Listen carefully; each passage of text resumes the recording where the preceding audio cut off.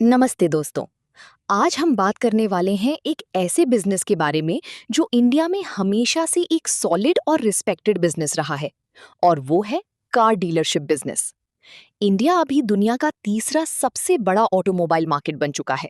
2026 में car sales नई records तोड़ रही हैं। इलेक्ट्रिक व्हीकल्स आ रहे हैं, न्यू मॉडल्स लॉन्च हो रहे हैं और मिडिल क्लास की परचेजिंग पावर बढ़ रही है।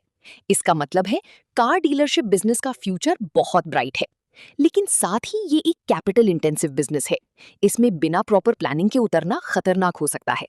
तो आज मैं आपको स्टेप बाय स्टेप बताऊंगा कि 2026 में इंडिया में कार डीलरशिप बिजनेस कैसे शुरू करें सही तरीके से।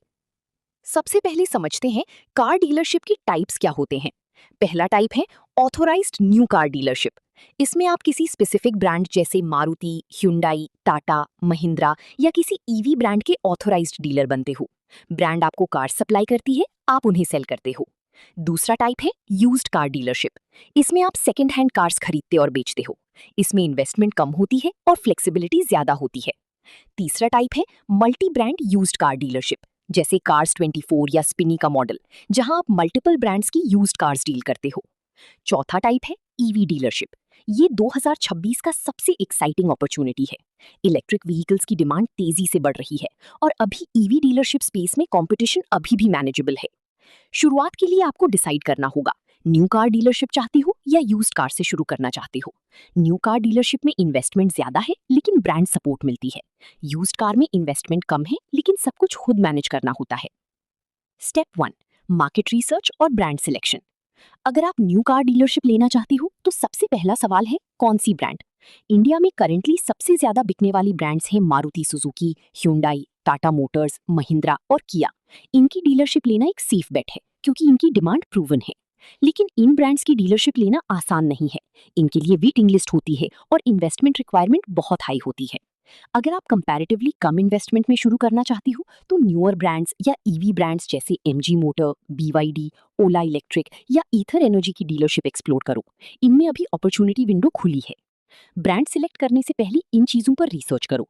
उस ब्रांड की आपकी सिटी में करंट मार्केट शेयर क्या है, कितने कॉम्पिटिटर्स ऑलरेडी हैं, ब्रांड की फ्यूचर प्रोडक्ट पाइपलाइन क्या है और ब्रांड का कस्टमर सेटिस्फैक्शन रिकॉर्ड कैसा है। स्टेप 2, इन्वेस्टमेंट की प्लानिंग। ये सबसे क्रिटिकल स्टेप है और यही। स्टेप 4, लीगल रिक्वायरमेंट्स और लाइसेंसेस। कार डीलरशिप शुरू करने के लिए इन लीगल फॉर्मेलिटीज को कंप्लीट करना होगा। कंपनी रजिस्ट्रेशन, प्राइवेट लिमिटेड या एलएलपी रेकमेंडेड है क्योंकि ये एक लार्ज स्केल बिजनेस है। जीएसटी रजिस्ट्रेशन मैंडेटरी है। Trade licence local municipal corporation से लेनी होगी। Pollution under control certificate centre का लाइसेंस, अगर आप ये सर्विस भी देना चाहते हो। यूज्ड कार डीलर के लिए स्टेट ट्रांसपोर्ट अथॉरिटी से डीलर लाइसेंस लेना होगा। ब्रांड ऑथराइजेशन अग्रीमेंट, अगर न्यू कार डीलरशिप ले रहे हो तो ब्रांड के साथ ऑफिशियल डीलरशिप अग्रीमेंट साइन होगा। ये अग्रीमेंट बहुत केयरफुली पढ़ो। इसमें territory rights, minimum sales targets, infrastructure requirements सब क्लियरली मेंशन होते हैं। फायर सेफ्टी सर्टिफिकेट और बिल्डिंग कंप्लीशन सर्टिफिकेट भी जरूरी होते हैं। इन सब फॉर्मेलिटीज में 3 से 6 महीने लग सकते हैं, तो प्लान अकॉर्डिंगली करो।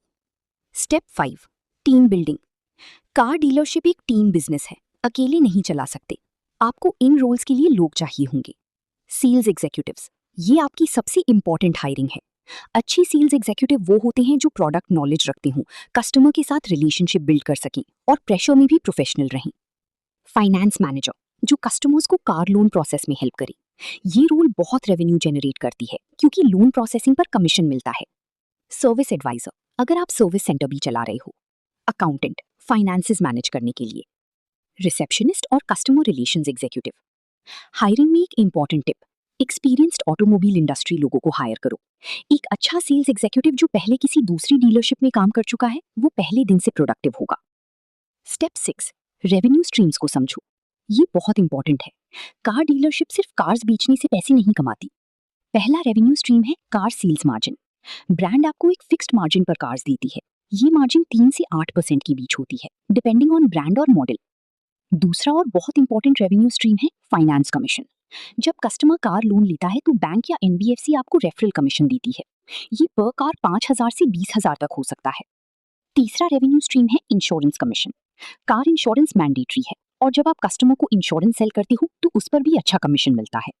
चौथा है एक्सेसरीज और add ons, seat covers, infotainment upgrades, alloy wheels, paint protection film, इन सब पर मार्जिन बहुत अच्छी होती है। पांचवा है सर्विस और एएमसी। अगर आपके पास सर्विस सेंटर भी है तो ये एक स्टेडी रेकरिंग रेवेन्यू स्ट्रीम है। छठा है एक्सटेंडेड वारंटी। कस्टमर्स को एक्सटेंडेड वारंटी सेल करने पर भी